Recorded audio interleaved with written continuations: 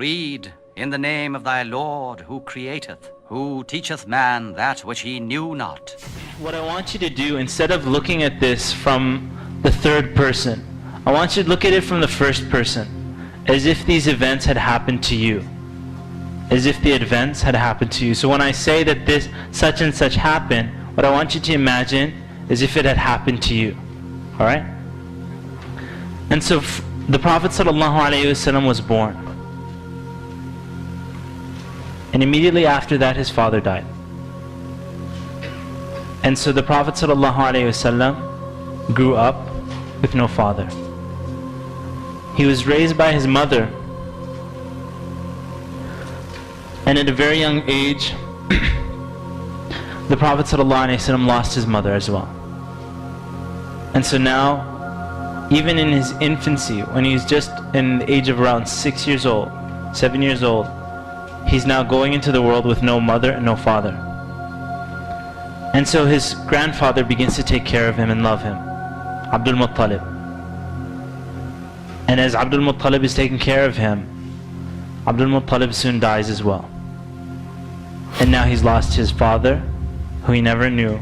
He's lost his mother, and he's lost his grandfather. And he's an orphan in Mecca. His uncle Abu Talib begins to take care of him. The Prophet ﷺ was never known for any of the vices that the Quraysh were known for, the people in Mecca. They would drink alcohol, or they would drink alcohol or bury their women or whatever it was that the Prophet ﷺ had nothing to do with that. He was, as they knew him to be, the most trustful person in their entire society. As-Sadiq al-Amin. Not only that, but when Khadija radiallahu anha, who was a very successful businesswoman in Mecca, she would send out the caravans, she noticed that this was a man that was of the most, or the most trustworthy amongst all the men.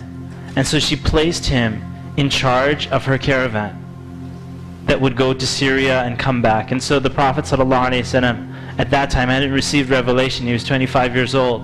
He took care of her caravan, and where everybody else was just going, making a profit and coming back with the Prophet, the Prophet ﷺ went to Syria, made a profit, and then bought items. And then when he came back to Mecca, he also sold it in Mecca. So he got double the profit. Khadija radiallahu anha asked her uncle to speak to Muhammad sallallahu alayhi wasallam about getting married. And they got married. It was his first wife, Khadija radiallahu anha. And from Khadija he had the majority of his children.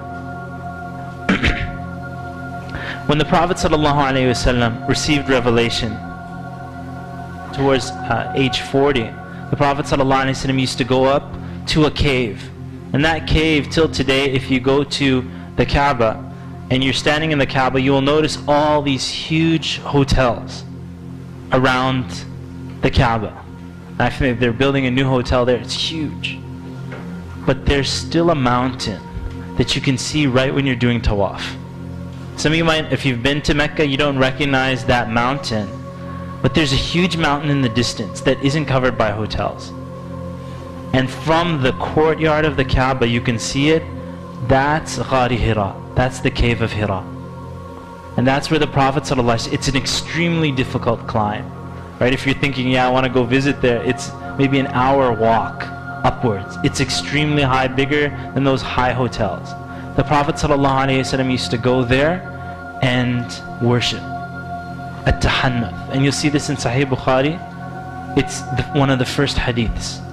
The Prophet ﷺ, he loved to go up into the cave of Hira and contemplate the situation that his people and humanity was in, and the vices that were happening, and so on. And on that mountain, the Prophet ﷺ, you can imagine the fear that comes to a person when you're just alone in a cave on the top of a mountain, and then a man appears. And then the man is telling him to read. And so the Prophet ﷺ said to him, he said, I can't read. And a lot of people forget this part about that story, and many of you are familiar with it. Jibreel alayhi salam, Angel Jibreel, he grabbed the Prophet ﷺ and he squeezed him. and he pressed him so hard. So not only the fear of seeing that person there, but he pressed him so hard until the Prophet ﷺ said, I felt I was gonna die. And then he let go of him. And then he said, read. And the Prophet ﷺ said, I can't read. And then he squeezed him again until the Prophet ﷺ said that I felt I was gonna die. And then he said to him, read. He said, I can't read. And then he pressed him again until he felt he was gonna die.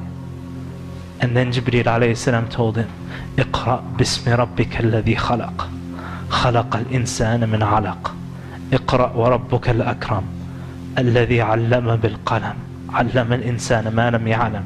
And so the Prophet ﷺ, as he was walking away, and he saw Jibreel in this stance, in another point afterwards, he saw Jibreel in his original creation, covering the entire horizon.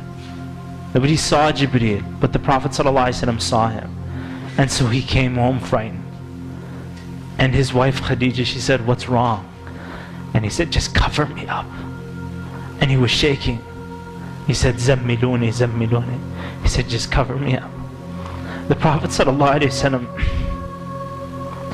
was so scared about what had taken place. And in fact, after that, Khadija radiallahu anha, you'll see in the seerah, she said, Allah would never do this to you. Allah would never disgrace you or humiliate you, because you fulfill the ties of kinship. You're good to the orphans. If anybody needs help, you're the one who helps them.